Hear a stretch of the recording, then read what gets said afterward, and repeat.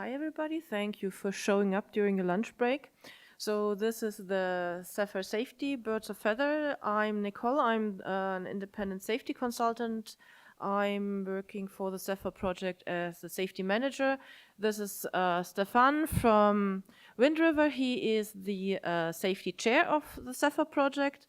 And so our goals for today is this won't be a long lecture about what's going on. This is just give you an overview to get everybody back on the same plate and talk about the work in progress, and then have this as the actual first, more or less face-to-face of the safety people or people interested in safety to discuss things. So we have a second mic, so feel free then to discuss, to ask, just to chime in. So what we are looking at is the initial focus of the safety certification. We start with a scope limited to the kernel. If you've been in the talk of Tobias just before, we discussed this. This kernel plus small x, where we have to pull in things that we need for functionality in safety or that just can't be separated from the kernel in a feasible way. Our initial target is IEC 61508 still 3, as this is the one that, let's say, has the most need at the moment. We have an option for ISO 2626 to ASIL D with our contracted safety certification agencies. So if you're interested in that, speak up, come up and get involved. And on the long term, we can and will extend the scope, but yeah, you can't eat the burger in one bite. You need to take it bite by bite. We look at the Zephyr kernel as a safety element out of context. And the let's say, very short explanation, this means this Zephyr as an element is developed without considering a specific context. The context is then lying with the final machinery. But what will be provided with the certified scope is the information that you need for integrate and verify and validate Zephyr in the context of your final system. And it will come with sufficient evidence that there has been safety activities there. So as Tobias just said, if it's not written down, it's not, it did never happen. So that's what the current process is about, writing down things that actually already have happened or that are currently happening. From a certification standpoint, this looks to say that we say the Zephyr or the Zephyr kernel has a systematic capability for safety, that we have enough evidence that it has been planning, that there has been a process, and that we had adhered to our process, our methods, and that they comply with the methods expected from a SIL 3 element. There is this accompanying safety manual that enables then the final integrator to use what we have done, and to provide or to achieve the final certificate by TÜV Süd whenever we are ready. There are several routes or ways in IEC 61508 to achieve to be a compliant item. One is, start from the beginning and apply the process defined by IEC 61508. That obviously won't happen for Zephyr because Zephyr is already there. So our route is this route 3S, and we are assessing the non-compliant item, and we comply with certain rules that are then in the standard in the follow-up clause. So I won't go into detail on that clause. I did this last year. So if you want to read the standard and take Zephyr's idea about all the different steps, look at the talk that I had last year. In short, here it means we create plans and process documentation for things that are already happening, that already happened, and that will happen. We define the safety scope. We define safety claims. So what do we claim to be, the Zephyr kernel to be? We claim it to be reliable in what it's intended to do. Leading to the next thing, we need to supply requirements on what Zephyr is actually doing. And we are currently then reusing existing tests, looking at the test coverage gaps that we need to close to achieve SIL 3. And as I already said, we will create a safety manual with all the information needed for integrating Zephyr. So what is currently going on? So we have 2 groups working on that. There's a safety committee, which comprises of Zephyr members, Platinum and some Silver members, that are mainly busy with planning the communication with TÜV Süd and, let's say, all the assessment side. And then there's the safety working group with the actual stuff done, where we discuss scope of companies coming in and say, hey, I have this or that problem that I want to have solved. We're creating the adjourning documents with requirements. We will need to create a software architecture. We will need to look into the test coverages. So this is all, let's say, the actual safety work is happening in the working group, and that's open to everybody. We came up with a work product structure. Don't want to go too much into detail on that. We have StrictDoc as the tracing tool and the requirements management and lifecycle management tool. There's a few screenshots we took from there. So if you want to work with us, you don't need to get annoyed by all these, let's say, old-fashioned lifecycle management tools. We have our lifecycle management completely code-based or text-based. You can work with VCC. You can work with command line. No need to work with, I don't need to give you names for requirement management tools that annoy let's say, the normal developer. So we don't do that. We have a nice tool. A big bunch that already happened is the compliant with coding standards. So Zephyr came up with its own coding guidelines based on the feasible rules of MISRA. We're currently integrating a static analysis tool in the CI so that you get immediate feedback of what you have in your PR. And Bugsing helped us a lot for the initial, let's say, cleaning up of the code, and now also everything is merged into the main branch that they did. The current status is last year we finished the concept phase. We did get a concept approval report about our approach from TÜV Süd, and now we're in the big detailed phase with filling the gaps and actually doing what we claimed at the TÜV Süd concept assessment that we will do. So where to start if you want to start? So there are documents that you can read. They're not too long, so you can actually read them. That's the safety overview and the requirements guidelines. They're in the docs. If you have read that, or if you don't want to read it, you can go to step 2, look at the repos. We have a requirements repo where we capture the requirements, and we have the safety working group, a project on GitHub where we capture tasks and discussions. You can grab a task, you can submit a new task. And most, let's say, useful to us would be if, oops, that's too far, if you would show up in our bi-weekly calls, show up in the Discord. We have the links to that in the end of this presentation. So, and one thing that Stephane had started is, what's coming up? Always the same questions. So we started, or Stephane started a safety FAQ in GitHub. So over to you. Thank you. So I guess that's the natural transition to Q&A. So if you want, after we discuss, you can have a look at the safety FAQ. It contains a lot of answers to those common questions that we get asked. But without further ado, if you have any questions, we can switch right now to Q&A. So feel free to raise your hand and we'll give you the mic. And we have a mic. If it Is works it on? now? Yeah, it should be. It's on. Yeah, it's on. Okay.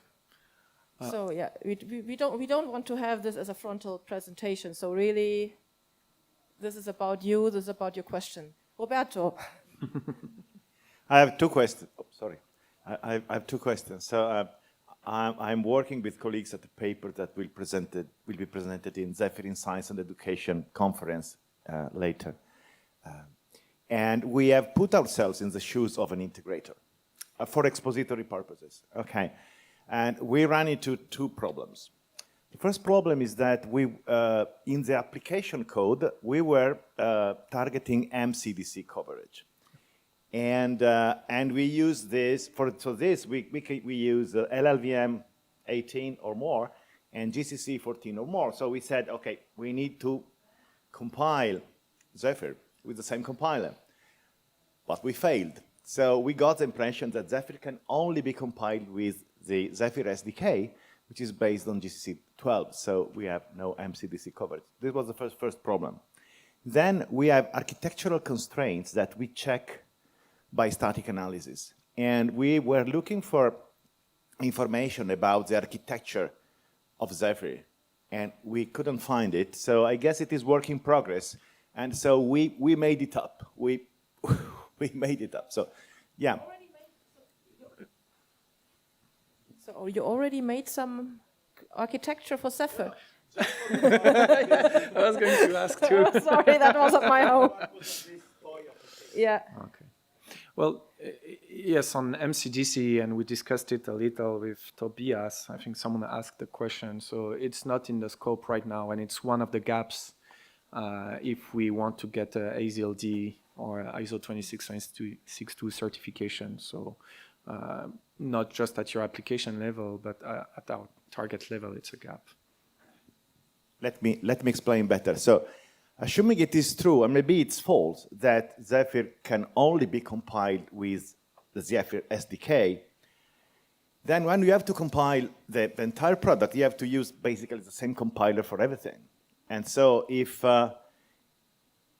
you can only compile Zephyr with the Zephyr SDK, and maybe your application uses another compiler because it uses some extension of that compiler. So how can you reconcile the two things? So, yeah. Okay. Anna's had a comment, I think. And just before you answer, Anna's, one thing, I think it's in the FAQ, so the compiler qualification is not part of the scope. So we are leaving that up to the integrator.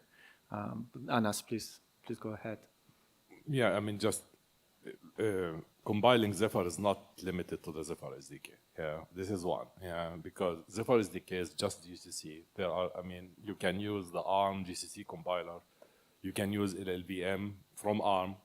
And right now, the current SDK is GCC 12, but there's a new version coming with GCC 14, which will also include LLVM for RISC-V and ARM as well, and in the future probably other architectures.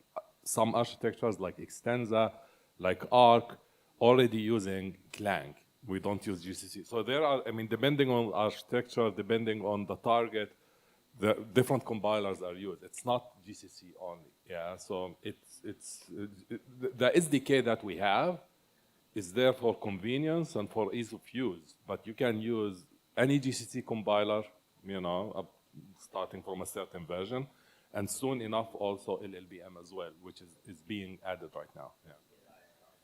IAR as well, yeah. Other IAR is also supported. ARM Clang is also supported, yeah. So it's We definitely have made some mistakes. So we have used the GCC 14 from normal Ubuntu 22.04, and the compilation failed. yeah. I mean, it would fail because of like errors that or warnings that all of a sudden are turned into. So there are a few things that we need to do in the tree. And we actually have a branch supporting GCC 14. So anyway, this is something that is happening any time now. Yeah. And just to follow up on what was asked. David just added there's a toolchain working group where you could place these questions. Yeah. They might help you, or there are definitely the people that will help you. Yeah. Thank you, Anas. And typically, right, this kind of questions would be answered in the safety manual, right, on what's left to do at the integration level. So you'd find that there. We will need to talk about compilers and compatibility there for sure, but we can reference information that's already there, obviously. Any other questions? Yeah. So I was glad to see that the scope had been settled. That was news to me. I think it must have happened somewhat recently. The scope has been settled for a while, but we never, let's say, made it official. So that was always the scope that we were talking about, but so if there's a GitHub ticket about in the working group about the scope, and it's ages old, and we never changed it much. So yeah, but now let's say it's official but extendable. Is it really official? I mean, is it official? So I have a question. That's the information that I got In the So there's an original scope that's defined, but the topic comes back from time to time. It's basically questions from the integrator and use case perspective, right? So is that scope sufficient for me, and what's the magnitude of work that comes from the scope we've selected? So my answer would be no. I don't think the scope, yes, was officialized, but I don't think that's the final scope that will end up certifying. That's my personal feeling. Well, I mean, whatever we have there is, I'm not worried about that. Exactly something. Like, okay, the question I wanted to ask earlier, and also going back to Maybe we'll give you the microphone so it's recorded. Okay, I'll finish my question. Thank you. My question was, there's been a lot of talk about how can this process be made sustainable and not merely something that takes place on an old LTS. How far along are you in your discussions with involving the maintainers of the files that are within your initial scope, that they're sort of on board with everything that this is going to imply for their development process going forward? Have you talked to them for all the files, or are you still in the process of kind of talking to them? So the scope, at least like the agreement we have, I don't know if discussion have happened because it's legacy that from before I joined, but at least the scope is kernel, whatever is inside kernel, and that's the initial scope, right? And that's an agreement between the folks before I joined. And let's say the maintainers are on board with the coding guidelines, and that's the most important thing at the moment regarding the code. And we don't want to burden the maintainers with, for example, requirements coverage about their stuff. So the maintainers we talked to would be on board once we have the requirements there, that they review the requirements if this is really what their stuff is doing. But we don't have a maintainer buy-in, and we don't need it to create requirements or to monitor requirements or. So there's really, that's the work of the safety group to make sure that this discrepancy is covered. And I would love to have something in the end where some maintainer could also have an eye on the safety stuff of their component. But this is nothing we currently can force or ask maintainers to be responsible for. So in the long term, yes, but you can't just pile up stuff on maintainers. That's won't happen. And just a further in point on that. So Nicole, Tobias, and myself, what we're trying to do as we're writing those processes, right, is to make something that's using everything that's already in place. So you heard Tobias discussing architecture. Yes, maybe there's something else to do, but we want to reuse what's there in Sphinx documentation. Below that, right, low-level designs, we want to reuse what's already there in the API. So just maybe ask maintainers to add a bit more text to have the coverage we want as given by the standard, so that what we already have there, like we don't need to write something in parallel. We can reuse, add a few things, and then be compliant. So as much as we can, except for requirements, because there was no alternative route, we're trying to reuse what's already there.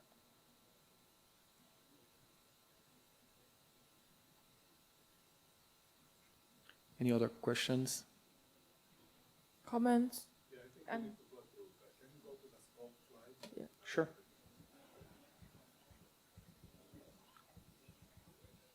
If I find it. Okay, there. Sure.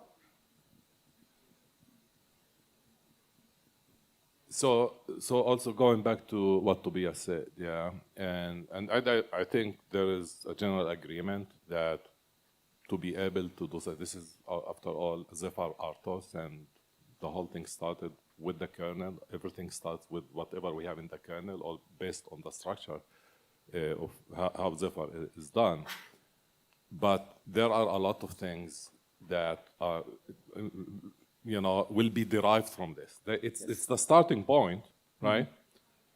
And then you have to go follow the dependencies. So actually going to what the previous presentation, the architecture is part of that. The kernel itself, whatever you have in the kernel, does not implement everything. A lot of things in the kernel are implemented by way of interfacing with the kernel. So when you are context switching, when you are doing interrupts, and for a safety context, when you are looking at determinism, when you are looking at expecting certain things, all of that happens on the architecture level. Not everything is implemented in C inside the kernel folder. Yeah.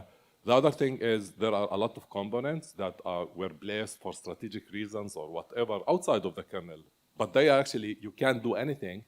You can't use Zephyr without these items under libOS or whatever. Mm-hmm. So my question here, and this is just open for discussion, obviously, I mean, probably I know the answer a little bit, is if we take like a very simple application, like Blinky, blinking an LED. I want to certify that in a chemo environment, in a virtualized environment. And that's all. It's basically just a GPIO, probably, with interrupt controller, with clock controller, and whatever I have in Zephyr. What would be, the coverage in terms of safety that I will get from Zephyr, and what would be the remaining parts that I have to do on my own to actually certify this Blinky application? Yeah. Yes. I can start to answer. Yeah. So I had an interesting discussion just earlier today, and even before that, right? When you're working on the OS. So, for example, we discussed drivers, right? And drivers, if you don't have an argument of freedom from interference between the drivers and the kernel, then you'll end up having to repeat the activities we did at the kernel level also on those drivers. So that's one of the impacts of not having isolation between drivers and kernel. So depending on your use case, then maybe you'd have a lot of work there to do as an integrator. So that's one thing. So from what you said, yes, because of and I can't give an answer, I'm not an architect, and Tobias maybe would know more on that, but because of the architecture we have, then some things like that run in a kernel space, right, and not somewhere else, then maybe you need to do some heavy lifting there to get your application up to the standards. Yeah. It also comes back to what Tobias had shown with what is a safety element out of context with how we see it, with having the Zephyr kernel providing a safety manual, and that then be integrated in the final system with the hull and the application within the responsibility scope of the integrator. And that's actually what the industry is doing with pre-certified components, be it an RTOS, being an interface library, whatever. So, safety is not plug and play. It's not I buy a safety component and I don't need to think about my application. I don't need to think about what my hardware expects from the software it runs on, or what the software I bought expects from the hardware or expects from the application. It's really down to analysis to check, does this really meet my needs? So be sure you have your needs before, be sure you check the requirements and the safety manual that come with your element that you want to integrate. And in the end, Zephyr will provide you with the argument that you don't need to look much further into the kernel, which is a big bunch of things to do, because you see how long we are discussing on these things already. And you don't need to write extra test cases for the Zephyr kernel. But for sure, you need to test your application together with your hardware if Zephyr behaves as you had expected to behave.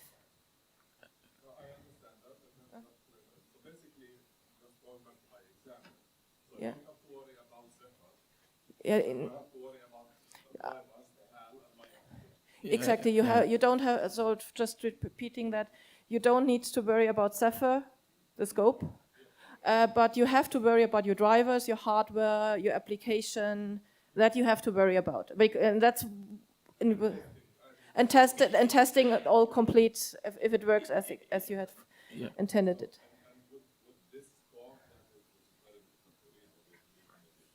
Yeah, it's this picture that we always used, I have to admit.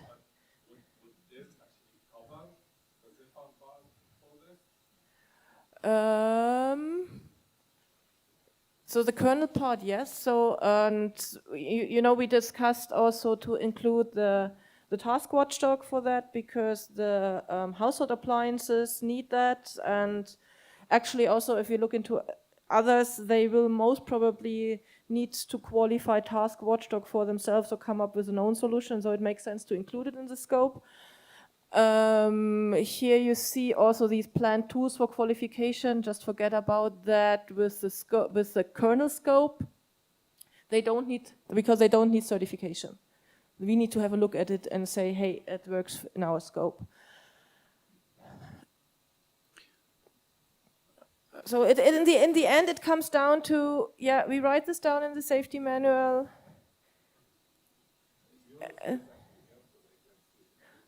Is user space in? Do we just need to discuss user space now? It was it's in the issue. It's in the issue on GitHub. Okay. Yes. So there is.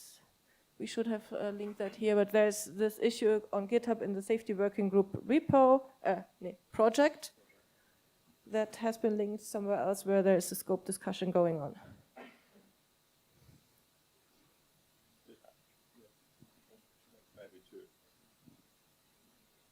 To also add a few comments to what Anas was asking, the way I see it is that the project, you do not need to worry about that the timer will fire at whatever duration you set and that your callback will be invoked, because that's what the promise of the RTOS would be at that point in time, given that you fulfill the assumptions under which the project has made these statements, like that the hardware that you're using in your product fulfills whatever we come up with are the requirements. And that if we do not put the low-level drivers within our scope, that you provide these low-level machinery compatible with the interfaces that the kernel is expecting. That's what a lot of commercial RTOSs are doing. If you look at free RTOS, for instance, it's the scheduler. System initialization is not an effort of free RTOS. You need to do that your own, and then you kick off the scheduler. Zephyr is working differently, and that is what we need to convey to the people, because we assume that the very first line of code that the controller is executing is the startup code that Zephyr is coming with, and that needs to be clearly stated. And then what we also provide is the architectural framework that we distinguish between a kernel and an application, and then the product maker is being told, and this is your application, and this is where you need to fill the boxes. So I think it's still vague, I know, and as I said before, not that many have tried that in the wild, and we are very, it's a framework, it's not only a library. That is also what makes Zephyr distinct from many other projects like this, which are libraries, and FreeRTOS is the prime example here. Yeah. If I can, on user space, right, if we take a step back, you know, and I can ask you the question, but maybe I know the answer, right, is why do you want user space? Is it because you want to run mixed criticality applications? Because you may not need user space, is you run everything at the same criticality level, right? So that's why I've mentioned it, and that's a question we need to answer on the scope is, you know, all those platinum members, right, us included, right, is running mixed criticality a use case? And if not, then, you know, do we want to just not do user space in the scope. A new question or? Okay, just that question. Well, user space, because it is very tightly integrated in Zephyr. Everything actually you do, I mean, whenever you look, every API is implemented in Zephyr through syscalls and user space, yeah. So it is very difficult to isolate all of this, yeah. But actually the other point here, which would have been my completely different question, is Zephyr, I mean, the way it was started and the way it is today, I mean, it has different users, people have different expectations. Some people are looking for footprint, some people are looking for safe, you know, environment, secure, etc., etc.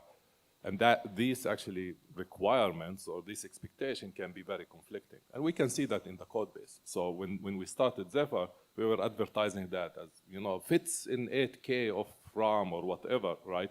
Today it doesn't.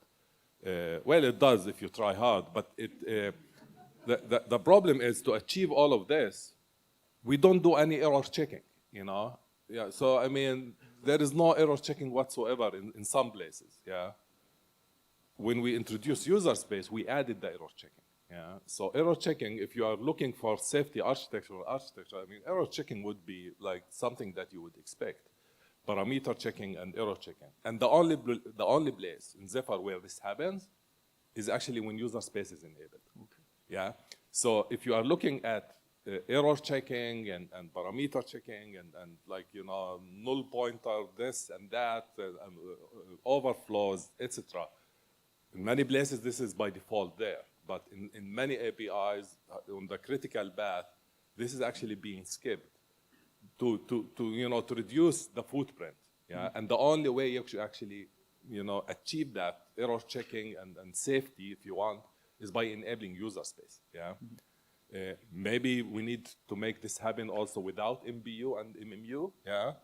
But this is going to be a major architectural change that you know we have to go through. But right now, if you want error checking, reliability, and so on, you have to enable user space. Okay. Thanks for the clarification. Yeah. Yeah. We have to hurry up. So. Yeah. Quickly. Yeah. So straight to the question. So, for example, with Automotive 26262, there are like proprietary tools which been currently used in our systems for the clients.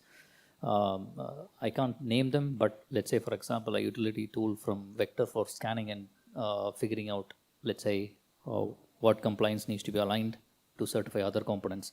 How do we align such results back to the Zephyr project in this?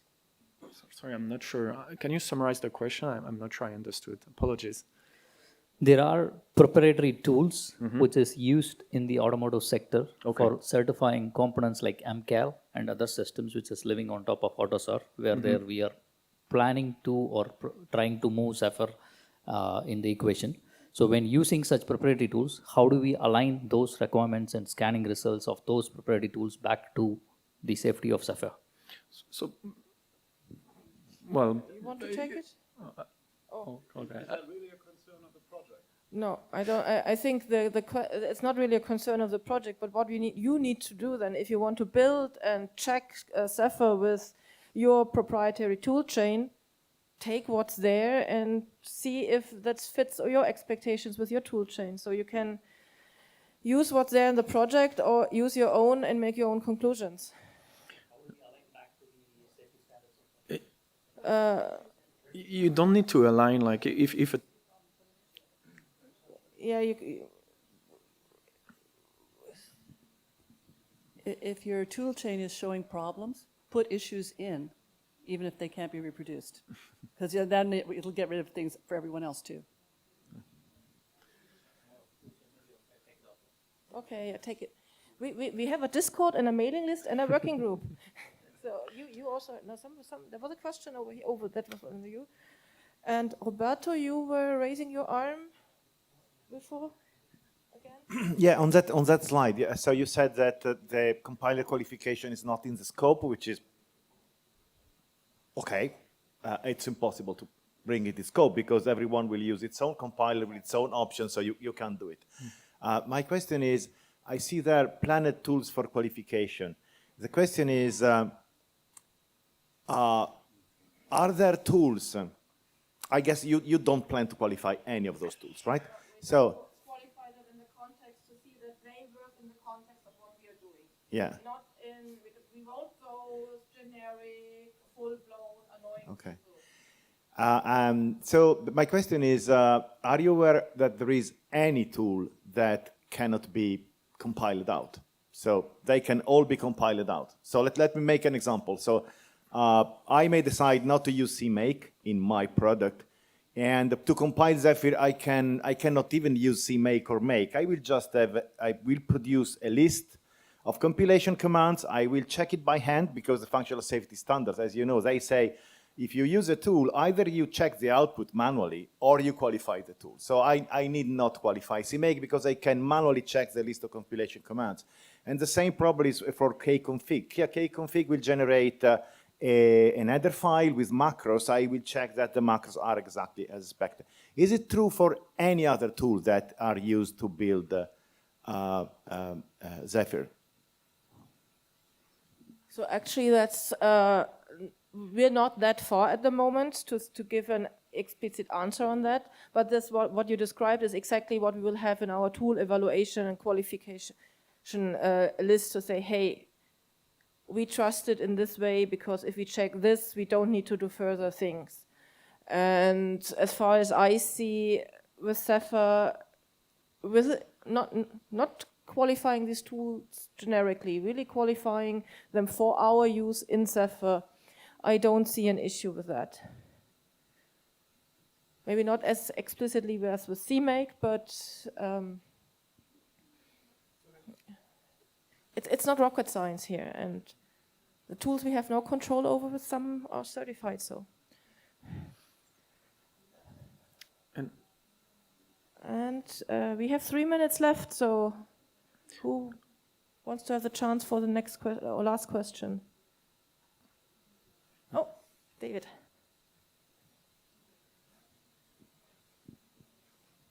It's not really a question, it's just a kind of a comment for the benefit of the safety working group and committee, is that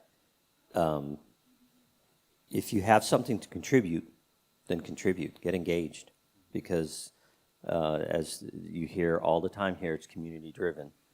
And you know, there's lots of interest obviously by the size of the room here and the people that are in it. And they need help in lots of different areas to help move this along. So yeah, contribute. That's actually a very good point. So I think during Tobias's presentation, someone raised a question on scope and boards, target boards. So one of the benefits that you'll get from us doing all of this is we need the community to contribute, right? So we are currently creating processes that will tell you how to write requirements, how to design, draw your architecture, how to write your unit design or APIs, if I can say that, and eventually how to perform safety analysis. So you will get this for free, right? You won't need to be a platinum member, right? So you will be able, through this, to contribute back on whatever you're doing, right? That's specific to your use case, to the community. So that would be much appreciated by everyone here. I just wanted to mention that. So you'll have the opportunity to contribute on your specific use case and target application back to the community.